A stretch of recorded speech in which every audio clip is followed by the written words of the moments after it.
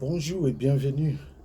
C'est tout un rendez-vous pour moi, sachant que lorsqu'on est porteur d'une vision comme être le responsable des transmissions des savoirs ancestrales, comme je l'ai, comme je suis, il faut savoir qu'il y a une responsabilité que cela induit. Et la responsabilité nous oblige à rester ouverts, rester consensueux et aussi prêt à dialoguer avec tout courant de raisonnement, tout courant de réflexion. De ma part, en tant que responsable de la haute école de la naturopathie africaine, il y a plusieurs choses à prendre en compte. Pendant 25 ans, j'ai travaillé en tant que socio-criminologue et criminologue, passant mon temps entre plusieurs continents, plusieurs pays, plusieurs régions du monde entier, derrière des criminels, derrière des véritables hommes et des États, des institutions, des réseaux de criminalité, en passant par les domaines de la pharmaceutique, le trafic des armes, des êtres humains et aussi des domaines économiques et financiers. Mais depuis ces dernières années que je me suis reconverti en disant quel est le sens de ma vie, quelle est la raison de mon existence. C'est pas pour courir derrière les criminels. J'ai un conscient et ce conscient me pousse toujours à aller au-delà des simples raisons de gagner de l'argent, des salaires ou bien d'avoir les notoriétés, les renommées. Je me suis concentré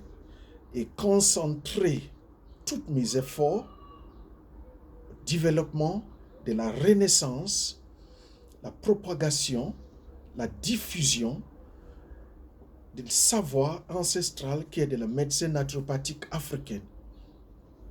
Ça ne m'a pas étonné depuis plus de 7 ans, puisque l'école de haute école de la naturopathie africaine a démarré en 2015. Il y a pas mal de confrontations, des agressivités, de tout domaine, scientifique, culturel, historique, même simple personnes qui cherchent à se faire valoriser. Mais ce qui est important pour moi, c'est la transmission de ce qui était pensé être des tabous, considérés comme des secrets et classés dans les domaines des superstitions, des raisonnements sans fondé. Mais pour moi, ce sont des raisonnements scientifiquement établis. Nos ancêtres, ce sont des hommes et des femmes intègres.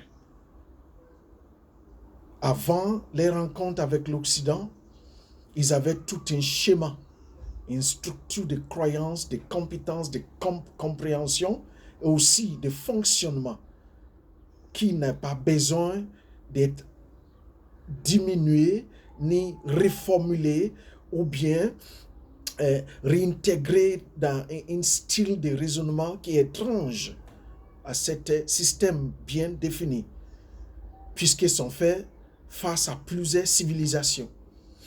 Alors, comment vous pouvez me demander aujourd'hui pourquoi je décide de transmettre, d'enseigner et aussi de diffuser ce que la plupart des Africains considèrent comme des secrets ou bien des choses à ne pas dire. Mais si nous avons travaillé à construire, inventer l'avion que tout le monde voyage avec, des bateaux que tout le monde voyage avec, les vaisseaux spatiaux que les gens vont dans l'espace avec, les machines, même des machines de guerre, des connaissances des scientifiques artificielles, comme on dit l'intelligence artificielle, pour lancer des bombes, lancer des agents de destruction dans les autres pays, pour montrer la domination et la supériorité d'un État à l'autre. Mais qu'est-ce que vous pensez au savoir l'innovation, la supériorité de ce qui nos ancêtres ont réservé et gardé secret. Si je dis secret, je dis, il veut des hommes et femmes intègres pour rechercher, pour retourner dans ce jardin, comme on dit, les jardins d'Éden, ou bien les domaines de cerveau, ou on peut dire les supercomputers, les ordinateurs sous-puissants, où ils sont gardés toutes ces révélations, toutes ces découvertes, tout ce travail. Mais ce que j'ai remarqué, c'est au fait, le domaine de la médecine naturopathique africaine trouble le monde entier. Cela donne le pouvoir à quiconque qui arrive à saisir les enjeux. Et ça, je l'ai compris. Voilà pourquoi je suis engagé à les diffuser, à l'enseigner, à les transmettre pour que les prochaines générations trouvent quelque chose à bâtir. Je vais prendre d'abord pourquoi vous regardez que les médecins traditionnels, comme ils disent, mais moi je dis médecin naturopathique africain, il est au-delà des plantes médicinales. Rien à voir. Au-delà des rituels des soins pour des maladies. Rien à voir. C'est toute une science d'alliance entre la force de la nature, en considérant les premiers éléments que sont l'eau, le feu, l'air et la terre, en partenariat avec quiconque qui a envie de rentrer en relation avec l'absolu. Dans toutes choses, il y a des pouvoirs supérieurs à ce que nous exploitons aujourd'hui. Il n'a rien à voir avec des superstitions ou bien avec des philosophies déroutantes ou des New Age. Non, je vous parle des profondeurs de ce qui nos ancêtres nous ont transmis. À mon âge aujourd'hui, je suis convaincu, en signant tous les 54 États africains, en étudiant en particularité, en observant minutieusement les conditions que chaque pays vit aujourd'hui, je les dis et je les remets encore en question. Il faut retourner au savoir ancestral pour que vous arriviez à faire face à tout ce qui est de développement éducationnel, le développement culturel, le développement scientifique et technologique. Toutes les technologies à chercher à transférer de l'Europe en Afrique, c'est des banalités. Je les répète parce que je le sais. J'ai passé mes années aussi à fabriquer, à inventer, à créer toutes sortes de jeux qu'aujourd'hui je me dis, mais au-delà de tout ça, si c'est pour gagner de l'argent, c'est pas difficile. Mais si nous pensons à l'avenir, Albert Einstein a pensé à l'avenir. Il a compris parfaitement que le monde aura besoin d'énergie. Mais il y a quelque chose que nous n'avons pas encore saisi de son théorie, que même après 100 ans, il y a beaucoup de courants qui commencent encore à discuter la relativité. Mais dans l'esprit et dans le domaine de physique, toutes ces choses-là sont des réalités palpables. On n'a pas besoin de chercher à les expliquer. Au fond de moi, aujourd'hui, en lisant tous les livres sur la biologie que nous enseignons aux enfants africains aujourd'hui, ou de physique, de chimie, de mathématiques, je me dis, il y a quelque chose qui manque dedans. J'étais privilégié d'avoir une bonne amie de moi, M. Yashi, il s'appelle. Nous avons vécu ensemble, un homme extraordinaire, un Africain qui est digne de ça. Beaucoup ne savent pas qui c'est. Il est mort tout tranquillement parce qu'il n'a pas besoin de se faire discerner un prix Nobel de physique ni de mathématiques. Je n'ai jamais, encore aujourd'hui que je parle, rencontré un scientifique aussi plus scientifique que M. Yashi. C'était un monsieur qui m'a appris les mathématiques, les trigonométries, les statistiques, les calculus. Et je me demande aujourd'hui, même après plus de 40 ans, est-ce que l'Afrique comprend qu'il y a des cerveaux qui sont là? Oui, On n'a pas besoin de faire partie d'un parti politique ou bien des clans qui sont en gouvernement. Nous sommes des savants qui changent le cours des événements. Et rien ne peut nous interdire, rien ne peut nous contrôler, rien ne peut nous contradire. Parce que le fonctionnement de ce qui nous amène à l'existence est complètement inaperçu. Et complètement au-delà de les pensées des hommes vains, des personnes complètement diminuées dans leur fonctionnement.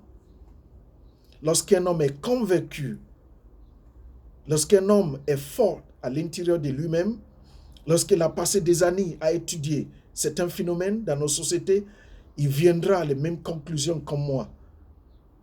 Nos agissements en tant qu'Africains ont besoin d'être revus, réformés. Nous avons besoin de rééduquer notre mental face à plusieurs choses que nous négligeons. Les domaines de la santé.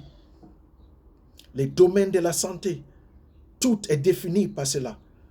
Lorsqu'un homme est en bonne santé, une nation est en bonne santé, une famille est en bonne santé, une communauté, société est en bonne santé.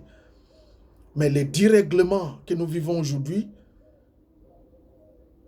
en Afrique est dû au fait que nous négligeons, nous méprisons, nous humilions tout ce qui était légué à nous comme héritage par nos ancêtres.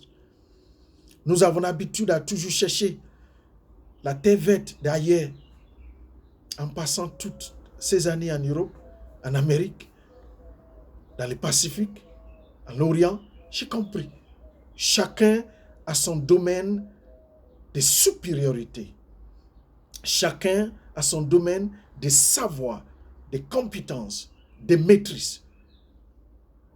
Tous les discours que nous écoutons échangés sur les réseaux sociaux, dans plusieurs domaines, même dans les universités en Afrique, ça me donne à réfléchir. On n'a pas besoin de continuellement se rabâcher sur des discours inutiles, des échanges non fondés, des brouhahas, des imbéciles. Il est temps de vraiment passer en action. C'est ce que j'ai fait avec la haute école de la naturopathie africaine. Ce n'est pas en cherchant l'approbation des pays occidentaux, ni d'Orient, ni asiatiques. Non. Tout ce qui est inventé aujourd'hui, tout ce qui est mis à la réalisation, ce sont des hommes et femmes individuels comme nous, comme vous, qui sont décidés de changer les cours des événements. Je ne suis pas francophone. Je me retrouve à exprimer avec des gens des pays francophones. C'est la plupart de mes activités. Je me retrouve avec eux. Je raisonne avec eux. Je parle aussi en allemand, en italien, en portugais, en arabe. Mais il faut savoir aujourd'hui que l'acte de poser les jalons pour l'enseignement, la diffusion et transmission de cette science que nos ancêtres nous ont léguée est au-delà de l'intérêt à faire plaisir à un pays ou groupe de pays. Le continent africain a trouvé son jalon. Rien, je le répète, ni aucun pays, ni aucun pouvoir peut les arrêter, ni l'interdire. Nous continuons à enseigner des hommes et femmes qui désiraient comprendre que ce n'est pas un domaine de la sorcellerie ni de la magie. Ça, c'est des échecs. Les tradipraticiens, les médecins africains, naturopathiques, ne sont pas des hommes vains. Ces hommes qui sont échoués, qui commencent à pratiquer la sorcellerie, la magie, la manipulation, à chercher à manger, chercher à boire. Ils ont vendu les âmes. En quittant l'Afrique et même aller partir en Europe, en Asie, ils dénigrent eux-mêmes, ils suivent le nom de l'Afrique, le continent africain, parce qu'ils veulent manger.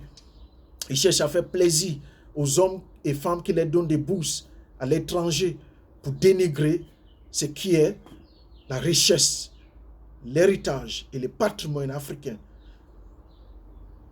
Je reviens sur les discours qui me tiennent à vous inviter à me joindre dans cette vidéo. Comme je dis, lorsque nous sommes responsables et porteurs d'une vision comme ce que j'ai fait avec la naturopathie africaine, on est obligé d'être ouvert d'esprit à échanger avec tous les courants. J'ai rencontré les scientifiques, les inventeurs, les créateurs, les pharmaceutiques. Tout ce que j'ai compris finalement aujourd'hui, c'est ce désir d'imprégner l'Afrique avec des choses qui n'a pas besoin. Les imposer à vivre un style de vie qui ne les appartient pas. Mais pourquoi c'est difficile chaque fois que je parle dans des grandes conférences en Europe, en parlant de tout ce qui concerne l'Afrique, il y a un refus, il y a un rejet. Oui, j'ai compris. Depuis le temps, certaines classes de personnes préfèrent avoir des gens à dominer. Ça les plaît. Comme toutes les générations de jeunes africains viennent en cherchant les bourses, en cherchant à écrire des tests complètement inutiles et banals pour avoir des séjours, pour avoir des résidences ou bien avoir une vie. Même quand on a doctorat en économie, ça ne vous donne pas les titres d'un économiste. J'ai rencontré beaucoup qui sont dit, ils font les doctorats en histoire de la médecine. Et pourquoi pas étudier la médecine? Histoire de physique quantique, pourquoi pas étudier la physique quantique? Est-ce qu'on a besoin encore des ONG en Afrique qui s'illuminent partout en disant qu'ils vont aider les enfants africains, aider les femmes africaines, aider les hommes africains, aider nous dans nos villages? J'ai vécu dans plusieurs villages en Europe, particulièrement en Suisse, en Angleterre, en France, à Bruxelles, en Amérique. Sans parler même de l'Orient. J'ai compris. Au Kazakhstan, je vois comment les gens valorisent ce qu'ils sont. Ils n'ont pas besoin. Ils n'ont pas besoin d'avoir l'approbation de personne d'autre. Mais imagine un continent africain. Nos problèmes, ce n'est pas politique. Même si la politique, c'est un enjeu que l'Occident cherche à complément, à nous mettre à une étape d'être les serviteurs. La politique, chaque nation peut imaginer son style politique. En parlant des continents africains, il peut y avoir plusieurs politiques africains. On n'est pas obligé de suivre les pas de quiconque. Chaque pays a son propre respect, a ses droits, sa légalité d'instituer et imprégner avec ses citoyens ce qu'il veut véhiculer. J'ai passé en Inde, j'ai passé en Malaisie, à l'Indonésie, mais je ne vois pas pourquoi ces pays asiatiques ils obligent à dire ou parler de même langue. Chacun a développé ses savoir-faire avec les langues authentiques. Je tiens ce discours parce que j'ai envie de faire réveiller les consciences des hommes et femmes, des générations qui vont passer et les générations qui vont venir. Il y a une réalité qui nous fait face. Il y a un défi le plus grand que tous les autres défis. Ce n'est pas les bombes atomiques. Non. Ce n'est pas les guerres biologiques. Non. Ce n'est pas même les guerres scientifiques. Non. C'est la guerre de l'humanité. Chaque homme, chaque femme se tient à être convaincu pour faire changer des choses. Regarde tous les aliments que ça se trouve en Afrique. Chaque terre, chaque région produit des choses extraordinaires. Est-ce que ce n'est pas temps de commencer à transformer nos propres aliments? Vous avez besoin de quelle ingénierie? Il est dedans là-bas. Il y a des hommes qui ont les capacités d'inventer, de créer. Et chaque fois qu'ils créent, il y a les frères et sœurs qui les sabotent en vendant les créations aux Européens, aux Américains, ou même des gens du Moyen-Orient, aujourd'hui maintenant, aux Asiatiques. Mais c'est ridicule. Il faut arrêter de nous dénigrer. Chaque chose que nous crions, ce n'est pas pour faire plaisir à personne, c'est pour répondre à un besoin de nos communautés, de nos pays, de nos régions. Moi, je ne vois pas un Européen qui dit qu'il a inventé quelque chose et puis son premier désir, c'est d'aller chercher quelqu'un en Afrique ou bien en Asie, de le valoriser, de l'approuver. Mais non, plein des Américains que j'ai rencontrés, tous ces jeunes garçons qui font des start-up, est-ce qu'ils ont besoin de l'approbation d'un pays africain? Non, ils viennent même imposer les produits non fondés, inutiles, que nos États les achètent. J'ai eu l'occasion de parler avec les responsables de Sierra Leone dans les technologies. Je leur ai demandé, avez-vous besoin de toutes ces machines importées depuis l'Amérique, depuis l'Europe? Vous cherchez à faire quoi? On me dit oui, c'est les révolutions numériques. Vous n'avez pas besoin de tout ça. Vous vous endettez encore de nouveau.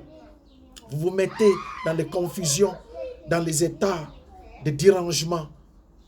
Il est temps de voir qu'est-ce que nous avons besoin réellement. J'ai vu beaucoup de hommes et femmes qui sont capables d'inventer des voitures extraordinaires. Je me rappelle, il y a plus de 45 à 60 ans aujourd'hui, il y a un ingénieur nigérien.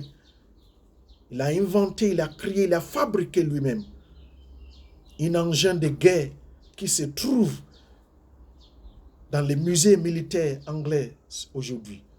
Les Anglais refusent de les retourner en Afrique, en Nigeria. Pourquoi? Parce qu'ils sont face à face aux hommes qui n'ont pas besoin d'être célébrés ou bien avoir un titre, les discerner.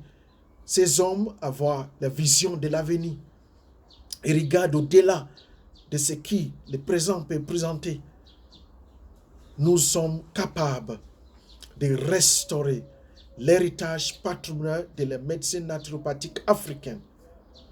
Comme je dis, c'est au-delà des questions de plantes médicinales. Il ne faut pas nous réduire aux gens qui croient aux plantes. Non. Nous pouvons sortir toutes sortes de médicaments, toutes sortes de sirops, toutes sortes de produits à travers des plantes. Mais la médecine traditionnelle africaine n'a rien à voir avec les plantes seulement. C'est pourquoi aujourd'hui, certains croient que c'est de la sorcellerie, les magies pour soigner, guérir quelqu'un. Non. C'est une science au-delà de ce que vous avez vu ou qu'on vous a rencontré ou qu'on vous a redit historiquement. Nos ancêtres ont caché toutes ces choses-là parce qu'ils savaient que des voleurs, des mécréants, des manipulateurs, des menteurs, ils viendront.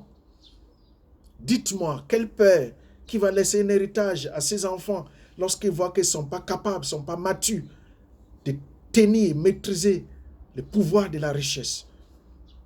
Le poids de ce pouvoir, de cette responsabilité me rend conscient chaque fois de vous transmettre des messages comme celui-ci, que selon les pensées de nos pères ancestrales, ils ne sont pas dupes. Ce n'est pas des lâches ni des faibles. Ceux qui sont vécus à travers de les transatlantiques, ni de l'esclavagisme, n'a rien à voir.